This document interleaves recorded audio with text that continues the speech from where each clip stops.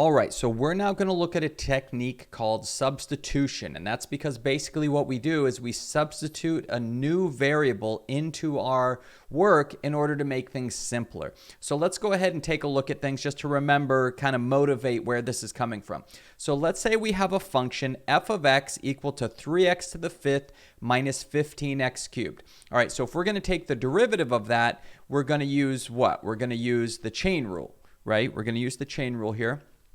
So I take the derivative with respect to the outer function. So I bring the 3 down in front, leaving our second function the same, and then subtracting 1 from the exponent. And then we have to remember the chain rule piece. So we multiply by the derivative of the inner function.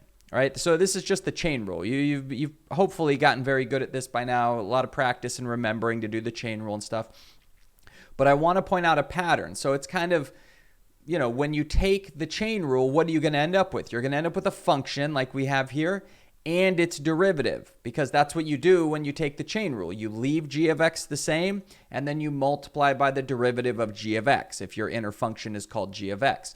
So you have a function here and its derivative.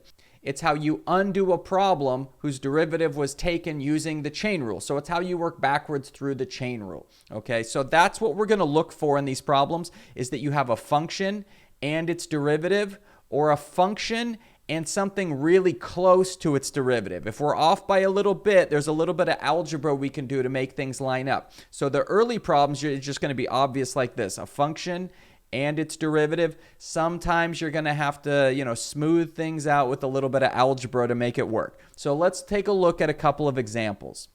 All right, so this integral might look very complicated when we first look at it, but it's actually not nearly as bad as we might think. So first of all, we want to recognize that we have a function here, 2x cubed minus 3, and its derivative. So when you take the derivative of this inner function, you get 6x squared, right? So that's we basically have a function and its derivative showing up in the problem. So that leads us to understand how we're going to make our substitution for this problem. So you've got a function and its derivative occurring. Your substitution is going to be for that function. So here's what we do. We say let u equal 2x cubed minus 3.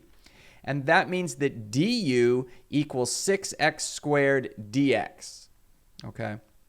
Notice how we have all the x's accounted for, so we can go ahead now and we can make that substitution and turn all the x's into some version of u, so that our whole new integral will be in terms of u. And you can see it cleans things right up, because the 6x squared dx part just becomes the du, and this thing, our original function, our u part, raised to the fourth, just becomes u to the fourth. So now all of a sudden this thing is really easy to integrate, right? So all we're going to do then is integrate what u to the fourth du would be. So we're going to end up with u to the fifth over 5 plus c, right?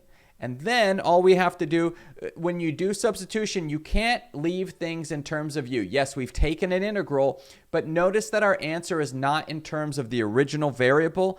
That's not really okay. So we have to put it back in terms of the original variable. And once we do that, then we're done. So you're just substituting back in. You just go back up to this part and you turn, like originally we turned this expression into a u. Now we're going to turn u back into this expression, and here we have it. You get 2x cubed minus 3 to the fifth over 5 plus c, and we're done. We've actually done that. So something that looked like it was going to be very complicated, all right, this original problem, actually not too bad.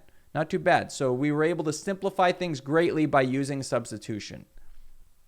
All right, so let's take a look at this integral. It has an extra consideration we have to look out for. So when I look at it, I go, well, you kind of have a function and its derivative in there. We've got x plus 1. We've got dx in there. So yeah, we could go ahead and start trying to assign things for our substitution, but we're going to run into a little bit of an issue, because if u is equal to x plus 1 and du is equal to dx, well, this x plus 1 would become a u. This dx would become a du, but what about this x out in front of the problem? How are we going to take care of that? We have to get everything in terms of u. Well, look at this equation right here. It's an equation in terms of u and x, so it gives us a roadmap for how to turn x's into u's. So our next step is going to be that we're going to solve for x. So if I take this equation right here and solve for x, I'm going to get that x is equal to u minus 1. Okay? So once you have that in there, just start substituting everything that you can, and you'll see pretty quickly we end up with the following integral.